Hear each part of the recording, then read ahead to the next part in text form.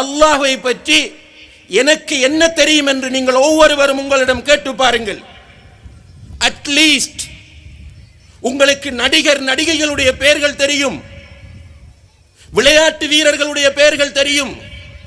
கிரிக்கெட்டிலே interest உள்ளவர்களுக்கு ஒவ்வொரு விளையாட்டு வீரனையும் சொன்னால் இவன் கீப்பர், இவன் போலர், இவன் ஸ்பின்னர், இவன் பேட்டிங் செய்யக்கூடியவன், இவன் ஆல்ரவுண்டர், எல்லாமே நீங்கள் சொல்லுவீர்கள்.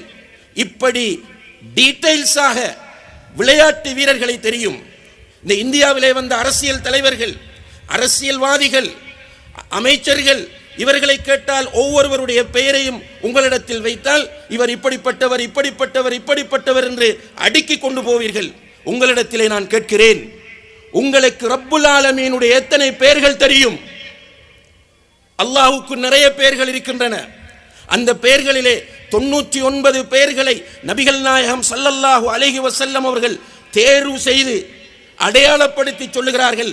யார் ஒருவர் இந்த 99 பெயர்களையும் பொருள் அறிந்த நிலையில் மனப்பாடம் செய்கிறாரோ அவருக்கு சுவர்க்கம் கிடைக்கும் என்று நபி ஸல்லல்லாஹு அலைஹி வஸல்லம் அவர்கள் சொன்னார்கள்.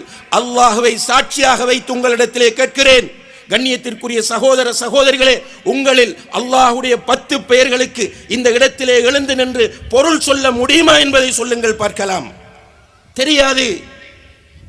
நான் துணிச்சலோடு எழுப்புவேன், சேலஞ்ச் பண்ணுவேன். யாருமே எழுந்த மாத்திரத்தில் அல்லாஹ்வுடைய 10 பெயர்களை சொல்லி அதற்குரிய பொருளை சொல்ல மாட்டார்கள். தெரியாது, இன்ட்ரெஸ்ட் இல்லை, படிக்கவில்லை, தேடவில்லை, முயற்சி செய்யவில்லை. அல்லாஹ்வை தெரியாத நிலையில் சந்தோஷமாக ஒரு நல்ல வாழ்க்கை வாழலாம் என்று நினைக்கிறீர்களா?